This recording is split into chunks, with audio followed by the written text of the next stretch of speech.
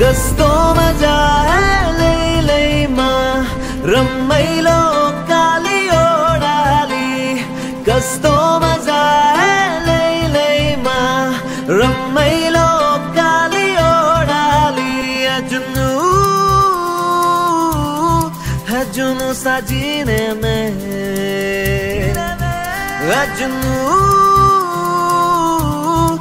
जुनू ससीने में एक जुनून एक दीवानगी हर तरफ बेखुदी बेखुदी बेखुदी हर तरफ कहे हल्के हल्के ये रंग झलके झलके जो किससे है कल के भुला दे कोई हौले हौले मेरे दिल से बोले किसी का तो होले चल जाने दे कोई जादू कस्तो मजा है लैलैमा रमाइलो काली ओडाली कस्तो मजा है लैलैमा रमाइलो आता आपण भारतातलं प्रथम गाव जे पहिलं शेवटचं गाव होतं परंतु नरेंद्र मोदी सरकार आल्यानंतर त्या गावाला प्रथम गावाचा दर्जा देण्यात आला। त्या मान गावात आहोत भारताच्या प्रथम गावात। या गावात अनेक गोष्टी बघण्यासारख्या आहेत। या गावात आपण पुराणात ऐकतो की गंगा यमुना सरस्वती त्यातली गंगा आणि यमुना तर आपल्याला दिसते परंतु सरस्वती नदी कुठेच दिसत नाही। ती या मान गावात ती उगम होते आणि उगम होते त्यानंतर या सरस्वती नदीला पुराणात एक शाप आहे की जेव्हा ती वाहत होती तेव्हाच्या काळात तेव्हा ती प्रचंड आवाज करत होती। ऋषी मुनींनी तिला विनंती केली परंतु तिने तिचा आवाज कमी करायचा तिने प्रयत्न केला नाही सहकार्य केलं नाही। ऋषी मुनींनी गणपती बाप्पाला सांगितलं आणि शेवटी गणपती बाप्पांनी तिला शाप दिला की तू उगम झाल्यानंतर लगेचच मृत्यू होती। सरस्वती नदी फक्त आपल्याला इथंच बघता येते। तुम्ही बघू शकता ही सरस्वती नदी आहे। अतिशय पाणी स्वच्छ सुंदर पवित्र असं ते पाणी आहे आणि ही खळाच्या आवाजाने इथं जोरजोरात आवाज करते परंतु या पुलाच्या खालून ती एकदमच ती लुप्त होऊन जाते। तिचं हे अकराळ विकराळ रूप तिथे एकदम सौम्य होतं आणि ती पुढे गायब होते। या सरस्वती नदीवरती आपल्या भीमाने पार करण्यासाठी इथे पूल बांधला होता। तो आपण या बाजूला पाहिला तो दगडी पूल पहा सरस्वती नदीचं किती स्वच्छ पाणी आहे। पुढे ही नदी लगेचच काही मिनिटांवरती ती अलकनंदा नदीला मिळते परंतु त्यानंतर ही सरस्वती नदी एवढीच आहे त्यानंतर ही गायब होते। अतिशय स्वच्छ पाणी आहे आणि या बाजूला पुन्हा उजव्या बाजूला तिथे सरस्वती नदी उगम पावते। तिथे हा दगडी पडलेला आहे। या दगडांना भीमाने बांधलेला पूल असंही म्हणतात भीम पूल म्हणून की पांडवांना जेव्हा सरस्वती नदी पार करून जायची होती तेव्हा त्याने हा दगडी पूल बांधला। भारतातल्या पहिल्या गावात मान गावात आहोत आणि इथे सरस्वती नदीचा उगम होतो ते मगाशीच आपण पाहिलं आणि त्यानंतर ती लुप्त पण होती। आणि या सरस्वती नदीच्या बाजूला व्यासांचं मंदिर देखील आहे। ऋषीमुनी व्यास यांचं मंदिर आहे। अतिशय छान अशी मूर्ती आहे। 14 विद्यार्थी 64 गणित अधिपती गणपती बाप्पा मोरया अतिशय देखील अशी मार्बलमध्ये मूर्ती आहे गणपती बाप्पा।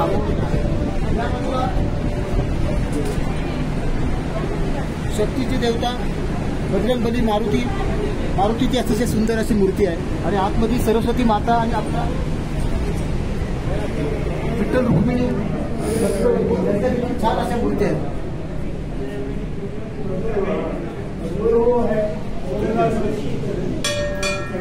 अतिशय सरस्वती मातेची मूर्ती सरस्वती नदीच्या बाजूला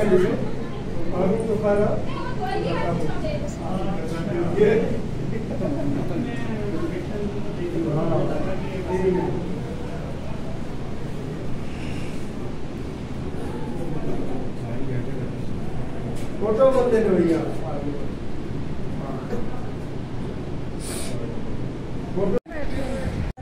आता आपण भारतामधलं पहिलं गाव जे मान गाव आहे तिथं आलेलो आहोत माना गाव आणि या माना गावामध्ये आता आपण सरस्वती मातेचं मंदिर बघितलं जिथं सरस्वती नदी मुक्त होते। पण या मंदिरामध्ये मला एक विशेष आढळलं की तिथे जशा देवीच्या मूर्त्या होत्या सरस्वती मातेची मूर्ती होती विठ्ठल रुक्मिणीची मूर्ती होती एका संतांची मूर्ती होती महर्षी व्यासांची मूर्ती होती हनुमानाची मूर्ती होती गणपतीची मूर्ती होती। तिथं आपल्या महाराष्ट्रामधल्या आपल्या एक मराठी व्यक्ती असलेल्या आणि स्वरसम्राज्ञी लता मंगेशकर यांची देखील तिथं मूर्ती होती आणि जेव्हा लता मंगेशकरची मूर्ती बघितली तेव्हा एक महाराष्ट्रीयन असल्याचा मला खरोखर अभिमान वाटतो। आणि हा माझ्या पाठीमागे बघू शकता आता हे पुलाचं बांधकाम आहे, याला भीम पूल असं म्हटलं जातं. जेव्हा पांडवांना स्वर्गारोहण करायचं होतं तेव्हा सरस्वती नदी पार करायची होती आणि त्यावेळेला हा महाकाय दगड भीमाने आपल्या ताकदीने उचलून या सरस्वती नदीवरती ठेवला आणि याच मार्गाने पांडव स्वर्गारोहणाच्या दिशेने इकडे या समोरच्या बाजूला गेले. आता आपण भारतामधलं पहिलं गाव जे मानगाव आहे तिथं आलेलो आहोत, मानागाव. आणि या मानागावामध्ये आता आपण सरस्वती मातेचं मंदिर बघितलं, तिथं सरस्वती नदी मुक्त होते. पण या मंदिरामध्ये मला एक विशेष आढळलं की तिथे जशा देवीच्या मूर्त्या होत्या, सरस्वती मातेची मूर्ती होती, विठ्ठल रुक्मिणीची मूर्ती होती, एका संतांची मूर्ती होती, महर्षी व्यासांची मूर्ती होती, हनुमानाची मूर्ती होती, गणपतीची मूर्ती होती. तिथं आपल्या महाराष्ट्रामधल्या आपल्या एक मराठी व्यक्ती असलेल्या आणि स्वरसम्राज्ञी लता मंगेशकर यांची देखील तिथं मूर्ती होती. आणि जेव्हा लता मंगेशकरची मूर्ती बघितली तेव्हा एक महाराष्ट्रीयन असल्याचा मला खरोखर अभिमान वाटला.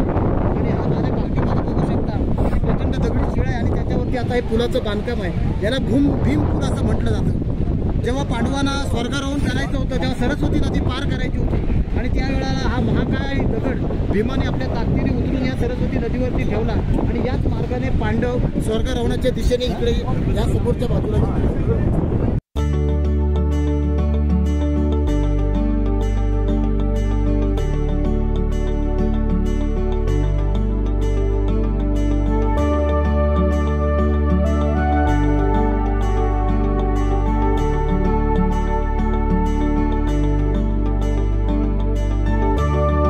आता आपण भारतातलं पहिलं गाव मानागाव यामध्ये आहोत. सरस्वती लुप्त होते ते ठिकाण बघितलं आपण, भीमशिळा बघितली, भीमपूल बघितला आणि आता आपण जिथं आहोत ते महर्षी व्यास यांची ही गुफा आहे. या गुफेत आतमध्ये कॅमेरा अलाउड नाही, त्यामुळे आतमध्ये आपल्याला कॅमेरा घेऊन जाता येत नाही.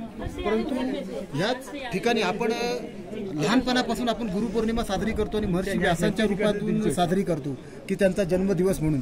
तेच महर्षी व्यास की ज्यांनी महाभारत लिहिलं होतं आणि महाभारत लिहिताना त्यांना लेखनिक देखील कोण मिळाला होता तर 14 विद्या आणि 64 कलेचा अधिपती गणपती बाप्पा. आणि त्यावेळेला महाभारत लिहिताना देखील जेव्हा त्यांना वेळ हवा असायचा तेव्हा ते गणपतीला कोडं घालायचे. असे म्हणजे बुद्धिमान व्यास मुनी यांची ही गुफा आहे. इथेच त्यांनी 4 वेदांचं विभाजन केलं होतं, त्याचबरोबर त्यांनी काही पुराण देखील लिहिले होते. अशा या व्यास गुफेमध्ये आम्ही आत्ताच दर्शन घेऊन आलो आणि अतिशय सुंदर असं ठिकाण आहे. यहाँ पर नहीं यहाँ पे गड्ढा हो रहा है, तुम यहाँ पे आओ, सही है.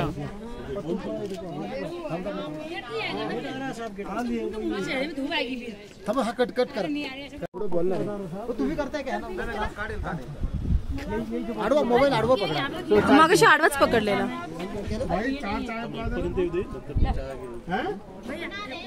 ठीक आहे. नमस्कार. आता आपण भारतातलं ज्याला शेवटचं गाव म्हटलं जातं मानागाव, पण नरेंद्र मोदी सरकार आल्यानंतर भारतातलं हे शेवटचं गाव झालं नाही. तर नरेंद्र मोदी सरकारने या गावाला सांगितलं की हे गाव भारतातलं पहिलं गाव आहे. आणि मी आज उत्तराखंडमध्ये फिरायला आलो, पण माझं पहिली तशी इच्छा नव्हती. पण जेव्हा मी व्हिडिओ बघत होतो तेव्हा मी भारतातलं हे जे पहिलं गाव आहे मानागाव, मी माझ्या मित्रांसोबत तर चहा नेहमीच आपल्या गावी पितो. परंतु तेव्हा मी तो व्हिडिओ बघून ठरवलं होतं की आपल्या मित्रांसोबत आपण मानागावमध्ये आपण चहा प्यायचा आहे. आज योगायोगाने माझा एक बालपणीचा मित्र माझ्यासोबत आहे सचिन, आणि आमचे 3 मित्र इथं नाही, पण आम्ही 2 आमचे चहा पितोय. पण आम्ही आमच्या 3 मित्रांसाठी प्रमोद, नयन आणि नितीनसाठी हे 3 चहाचे कप आम्ही ठेवलेले आहेत. आणि आज भारतातल्या या पहिलं गाव मानागावमध्ये आम्ही सगळे मित्र, आम्ही जरी इथं शरीराने दोघं जरी असलो तरी आम्ही 5 मित्र इथं एकत्र चहा पितोय, याचा आम्ही आनंद घेतोय. आणि मला इथं अजून एक आनंद वाटतोय की इथं जे बोर्ड लावलेत तिथं त्यांनी मराठीत पण लिहिलंय की भारतातलं हे शेवटचं गाव, शेवटची गावामधलं हे शेवटची टपरी आहे चहाची. ह्या ज्या ठिकाणी चहा आपण अनेक ठिकाणी पितो, अनेक ठिकाणी हॉटेल असतात, पण ह्या टपरीचं एक विशेष असं आहे की भारतातल्या पहिल्या गावाचं म्हणजे आणि तसं बघायला गेलं तर शेवटच्या गावाचं ही शेवटची टपरी आहे. याच्या पुढे चीन देशाची बॉर्डर चालू होती. 24 किलोमीटर नंतर चीन देश चालू होतो. यानंतर कोणतंही घर नाही, कोणताही टपरी नाही, कोणतंही दुकान नाही, आणि ही शेवटची ही टपरी आहे. आणि म्हणून इथला चहा आमच्यासाठी जरा थोडासा वेगळा आहे. आज आम्ही 2 मित्र शरीराने चहा पितोय आणि आमच्यासोबत आमचे 3 मित्र आणि आयुष्यात भेटलेले सगळे मित्र आमची चहा घेतोय असं आम्ही फील करतोय. आणि त्या सर्व मित्रांसाठी हा चहा आम्ही समर्पित करतोय. आता आम्ही उत्तराखंडमध्ये भारतातलं जे पहिलं शेवटचं गाव ज्याला म्हटलं जायचं मानागाव, पण नरेंद्र मोदी सरकार आल्यानंतर या गावाला नरेंद्र मोदी सरकारने सांगितलं की हे शेवटचं गाव नाही, तर हे भारतातलं पहिलं गाव आहे मानागाव. आणि त्या मानागावमध्ये आम्ही आलेलो आहोत. या गावामध्ये सरस्वती लुप्त होते ते पाहिलं, सरस्वती मातेचं मंदिर बघितलं. त्या आता मंदिरामध्ये आपल्या महाराष्ट्रातील गानसम्राज्ञी लता मंगेशकरचा पुतळा बघून आम्हाला आनंद झाला. त्याचबरोबर आम्ही इथं आता ह्या व्यास गुफेमध्ये आलो, जिथं आपल्या गुरुपौर्णिमा साजरा करतो. त्या व्यास गुफेमध्ये जिथं साक्षात व्यास मुनींनी 4 वेदांचं विभाजन केलं, पुराण लिहिलं. आणि एक आमचं स्वप्न होतं. मी आज जेव्हा केदारधाम यात्रा करताना पहिलं माझ्या मनात केदारधाम यात्रा करायची अशी इच्छा नव्हती, पण मी व्हिडिओ बघताना भारतातलं हे जे सीमेवरचं पहिलं गाव आहे, त्या गावावरती ही जी चहाची टपरी आहे ती शेवटची आहे. याच्यानंतर कोणतंही दुकान नाही, कोणतंही हॉटेल नाही, कोणतीही टपरी नाही. त्यानंतर 24 किलोमीटर नंतर चीनची बॉर्डर चालू होते. आणि ह्या मी सर्वात पहिलं स्वप्न बघितलं होतं की ह्या टपरीवरती जाऊन चहा आपल्या मित्रासोबत प्यायची. मी जेव्हा केदारधाम यात्रेला निघाल्यानंतर योगायोगाने माझा हा बालपणीचा मित्र देखील तयार झाला. आज आम्ही 2 जण इथं आहोत, पण आमचे जवळचे काही मित्र इथे नाहीत. त्या सर्व मित्रांची मी आज आठवण काढतो. यामध्ये माझा बालपणीचा मित्र नयन शेळगे, प्रमोद गुरव, याचबरोबर राजेश चौधरी आणि नितीन बडे, हे सर्व मित्र आमचे बालपणीचे सवंगडी आहेत, जे आमच्या सुखदुःखात नेहमीच सहभागी झालेले आहेत. त्या मित्रांची सगळ्यांची कृतज्ञता. आणि आम्ही शरीराने 2 मित्र इथं आहोत. आम्ही शरीराने 2 मित्र आहोत, पण आमच्या राहिलेल्या आणि आमचे अजूनही सगळे मित्र आहेत. ते हेच 4 मित्र नाही तर अजूनही मित्र आहेत. आणि त्या सर्व मित्रांसाठी आणि यासाठी आम्ही त्यांच्यासाठी देखील इथं चहा घेतला आहे. आम्ही आमचा चहा पितोय, त्यांचा चहा इथे साक्षात कोणतरी देव पिल. आणि आम्हाला आमच्या मित्रासोबत हा चहा पिण्याचा इथं आनंद आम्ही घेतोय. भारतातल्या मानागाव मधल्या शेवटच्या टपरीवरती आता आम्ही चहा घेतोय आणि तो आम्ही आनंद साजरा करतो. जय महाराष्ट्र.